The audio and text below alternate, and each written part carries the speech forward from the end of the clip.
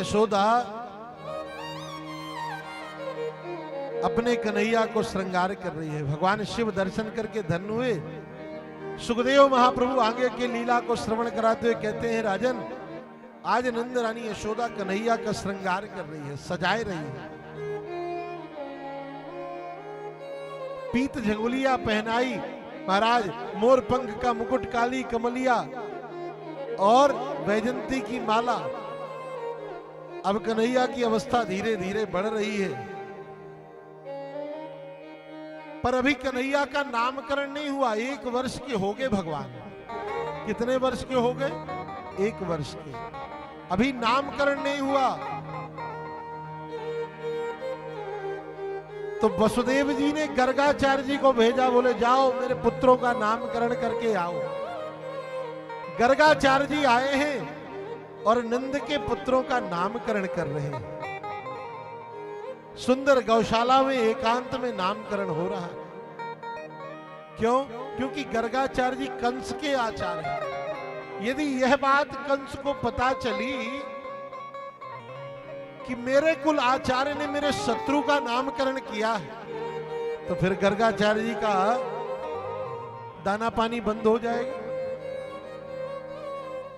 इसलिए गुप्त रूप से नामकरण किया गर्गाचार्य जी ने।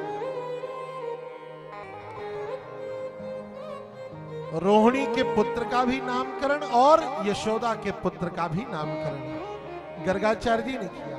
अच्छा, माताओं ने एक योजना बनाई। योजना क्या बनाई कि पुत्रों की अदला बदली कर ली। चलो देखे तो सही ज्योतिषाचार्य पक्का है कि कच्चा। परीक्षण करने का विचार किया तो यशोदा के बालक को रोहिणी ने ले लिया और रोहिणी के बालक को यशोदा ने ले लिया। दोनों माताएं सामने बैठी। अब नामकरण हो रहा है कि आसन्न वर्णास्त्रयोरस्य। पहले किसका नामकरण कर रहे हैं? गर्गाचार्य जी। सुखदेव जी कहते हैं पहले रोहिणी के पुत्र का नामकरण हो रहा है। और क्या कहते हैं सुखदेव जी कि अयम ही रोहिणी पुत्रो रमयन् सुहृदो गुणैः आख्यास्यते राम इति बलाधिक्याद् बलं विदुः। अयम ही रोहिणी पुत्रो। यशोदा की ओर देखते हुए क्या कहा गर्गाचार्य जी ने कि अरे यशोदा जी, आपकी जो गोद में बालक है ना, वह आपका पुत्र नहीं है, अपितु किसका पुत्र है? अयम ही रोहिणी पुत्रो। वो रोहिणी का पुत्र है। रमयन् सुहृदो गुणैः। इनके गुण बड़े सुंदर हैं। एक विशेषता है इनमें। क्या विशेषता बताई? विशेषता बताई कि इनमें बल की अधिकता होगी। बलराम जी में बड़ा बल है, इसलिए इनका नाम राम होगा, पर बल की अधिकता होने के कारण लोग इन्हें बलराम कहेंगे। क्या कहेंगे? बलराम। एक गर्भ से दूसरे गर्भ में आकर्षित किए गए, इसलिए इनका एक नाम संकर्षण भी होगा। आगे चलकर के हल को प्राप्त करेंगे, इसलिए इनका एक नाम हलधर भी होगा। कोई दाऊ दयाल भी कहेगा। कई नाम होंगे। जब कहा कि यह रोहिणी का पुत्र है, तो नंदरानी यशोदा ने विचार किया ज्योतिषाचार्य तो पक्का। हीरे की अंगूठी निकाली और बाबा जी के चरणों में रख दी। वाह महाराज, धन्य है। अब कन्हैया का नामकरण हो रहा है कि आसन्न वर्णास्त्रयोरस्य गृहतोनु युगम तनु शुक्लो रक्तस्तथा पीत इदानीं कृष्णतां गतः। गर्गाचार्य जी कहते हैं पहले इनका शुक्ल वर्ण था, फिर पीत वर्ण हुआ, फिर रक्त वर्ण हुआ, अब इनका कृष्ण वर्ण है, इसलिए इनका नाम कृष्ण है। और भगवान कृष्ण का जन्म कब हुआ है?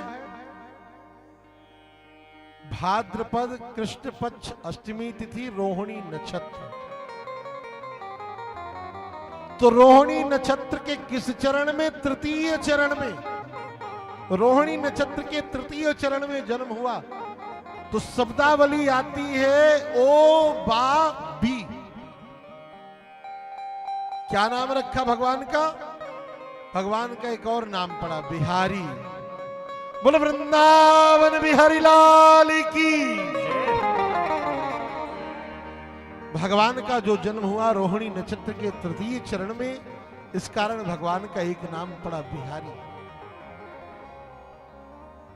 अब सुखदेव गर्गाचार्य जी ने नामकरण की लिस्ट प्रारंभ की। कोई गोविंद कहेगा, कोई गोपाल कहेगा, कोई माधव कहेगा, कोई मुकुंद कहेगा। अरे मैया, कहां तक तेरे लाला के नाम हम बतावें? तेरे लाला के नाम की कई पुस्तकें छपेंगी। गोपाल सहस्त्र नाम, राम सहस्त्र नाम, हरि सहस्त्र नाम, इतने नाम हैं तेरे बालक के कि अब पूछो ही ना है। अरे भगवान का एक नाम तो अनामी भी है, जो किसी का नहीं सो भगवान का नाम, जो किसी का नहीं हो भगवान का नाम। एक हास परिहास की कथा सुना देते। एक बेचारा ग्वाला था। ग्वाला समझ के जो गाय चराता है, पढ़ते लिखते नहीं। ये ग्वाला गैया वैया चराता था। एक दिन इसने विचार किया कि चलो कथा हो रही है, कथा सुन करके आते हैं। तो जैसे यहां कथा हो रही है, ऐसे ही वो ग्वाला कथा सुनने गया। और काम था उसका गाय भैंस चराना। गांव की गाय भैंसे चराता था। तो महाराज व्यास जी से पूछा कि महाराज कोई नाम बताओ, कोई मंत्र बता दो जिसको मैं जपा करूं। तो व्यास जी ने सोचा कि पढ़ा लिखा कम है, तो कह दिया कि एक काम कर भाई, तू गोपाल गोपाल जपा कर। क्या जपा कर? गोपाल। अब वो बेचारा मंत्र तो लेने के बाद गोपाल गोपाल बोला, पर थोड़ी दूर बाद उसे सब भूल गया। अब जब भूल गया तो बार बार याद करे क्या कहा था व्यास जी ने। अब भैंसे लेके जा रहा है, गैया लेके चराने। सो तब तक महाराज कहीं तालाब में कीचड़ रहा होगा। सो गैया तो चरने में व्यतीत हो गई, भैंसे गई तो उस तालाब में जाकर कीचड़ में बैठने ही वाली थी। और यहां ग्वाले को नाम बेचारे को भूल गया था। तो जैसे ही जाकर वह कीचड़ में बैठी तो ग्वाले ने कहा कि अरे कहां जाके गपक गई। तो भैंसे तो कीचड़ में बैठी, पर ग्वाले ने कहा ये बात अच्छी यार, याद आ गया कम से कम कि महाराज ने जो मंत्र दिया था वो यही था, गपक गपक गपक। अब बार बार कहे गपक गपक गपक, उसी को जपे। तो भगवान को बड़ी हंसी आई वैकुंठ में। भगवान बड़े प्रसन्न। तो लक्ष्मी जी ने पूछा कि प्रभु आज आप बड़े प्रसन्न दिखाई दे रहे हैं। बोले हाँ, आज एक नया भक्त और एक नया नाम मिला है। बोले कैसा नाम? बोले आज तक किसी ने नहीं सुनाया, आज तक किसी ने इस नाम को गाया नहीं। और वह बड़े प्रेम से, बड़े वात्सल्य से, निश्चल हृदय से गपक गपक गपक कर रहा है। लक्ष्मी जी ने कहा ये आपका नाम नहीं हो सकता, ये किसी और को बुला रहा है। बोले जाओ पता करके आओ। तो लक्ष्मी जी गई पूछने के लिए। बोले देखो बंठन के मत जाना, सामान्य स्त्री बन करके जाओ। तो सामान्य स्त्री बन करके पहुंची हैं, सामान्य स्त्री बन करके पहुंची लक्ष्मी जी। तो जाकर के पूछा कि भैया ये किसका नाम जप रहे हो? अब वो बेचारा नाम जपने में व्यस्त, नाम जपने में व्यस्त, गपक गपक करे। तो लक्ष्मी जी ने कहा ये किसका नाम जप रहे हो? तो ग्वाले ने कहा जाओ, समय नहीं है। गपक गपक गपक गपक गपक लगा है बेचारा। लक्ष्मी जी ने फिर कहा अरे बताओ तो सही किसका नाम ले रहे हो? तो उसने डांटते हुए कहा जाओ कोई और कोई काम देखो, हमें क्यों विघ्न पहुंचा रही हो? जब कई बार ऐसा कहा फिर भी वह लक्ष्मी जी नहीं गई, तो जाकर के उसको हिला करके लक्ष्मी जी ने कहा, अरे बताओ ये किसका नाम ले रहे हो? तो ग्वाला मारे खिसियाहट के मारे क्रोध के कहा, तेरे खसम का। किसका नाम ले रहा हूं? तेरे खसम का। अब लौट आई। भगवान ने पूछा, क्यों, पता चल गया किसका ले रहा? बोले, हाँ प्रभु, उसने तो बता दिया कि तेरे खसम का। भगवान के कई नाम हैं, भगवान का एक नाम तो अनामी भी है और अनंत नाम है, पर भाई किसी एक नाम का आश्रय ले लो, कल्याण हो जाएगा। इस प्रकार भगवान का नामकरण संस्कार संपादित हुआ। अब भगवान की अवस्था धीरे धीरे बढ़ रही है। आज कन्हैया 2.5 वर्ष के हो गए। कितने वर्ष के? 2.5 वर्ष के। घुटमन घुटमन चलने लगे।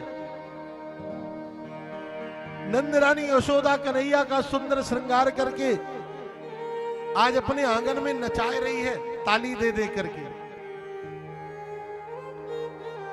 और जब मैया नंद रानी यशोदा नचाती तो ठुमका मार मार के कन्हैया नाचते। इस दृश्य को अन्य व्रज वनिताओं ने देखा तो मंत्रमुग्ध हो गए। और मैं निवेदन करूं, ये सामर्थ्य किसी की है क्या कि भगवान को नचा सके?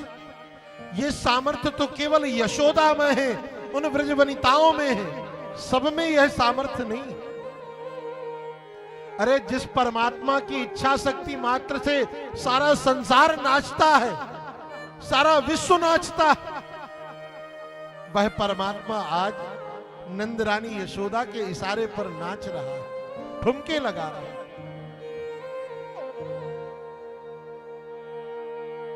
और इस दृश्य को गोपियों ने देखा, व्रज वनिताओं ने, तो उनके मन में एक कामना जाग गई,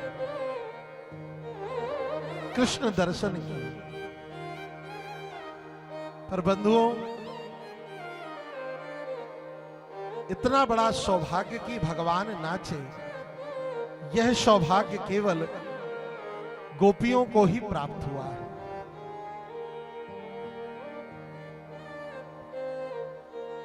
कि शेष महेश गणेश दिनेश सुरेश हु जाई निरंतर ध्यावे, ताहि अखंड अनंत अनादि अछेद्य अवैध सुवेद बतावे। कि नारद से सुख व्यास रहे, पचिहारी को पुनि पार न पावे। ताही अहीर की छोहरिया, छछियावर चाँच पे नाच नचावे। ताही अहीर की छोहरिया, छछियावर छाछ पे नाच नचावे। ये सब आश्रम का शिष्य परिकर है। यहीं पे रख दो, यहीं पे रख दो, रख दो। अनूप द्विवेदी जी हैं, लवलेश गुप्ता जी हैं, विजय गुप्ता जी हैं, ये सब डाली बाबा आश्रम के शरणागत हैं।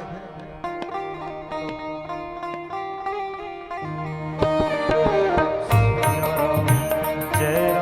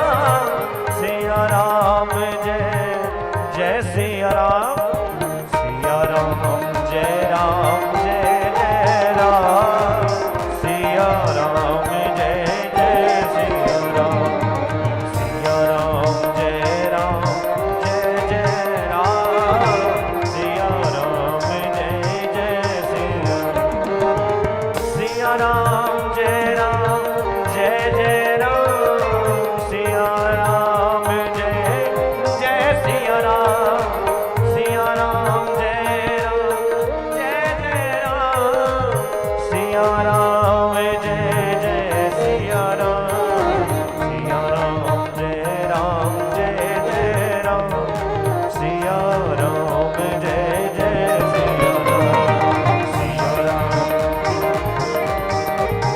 सिया राम जय राम, सिया राम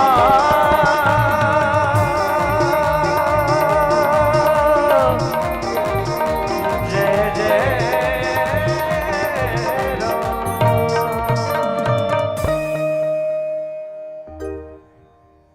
हम निवेदन कर रहे थे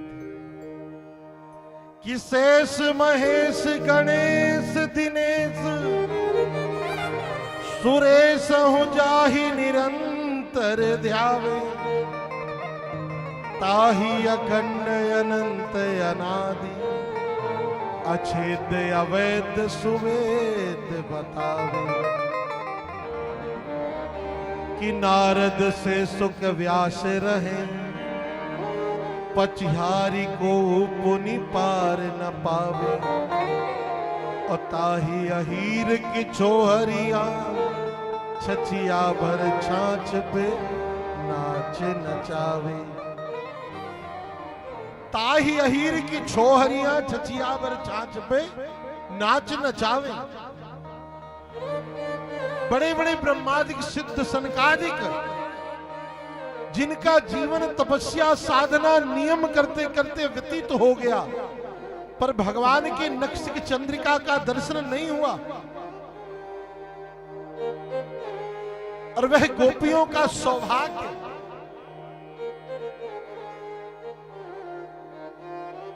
कि वह अनंतानंत ब्रह्मांड का अधिष्ठाता जगत नियंता जगदाधार श्री कृष्ण इन गोपियों के इशारे पर नाच रहा, आंगन में नाच रहा।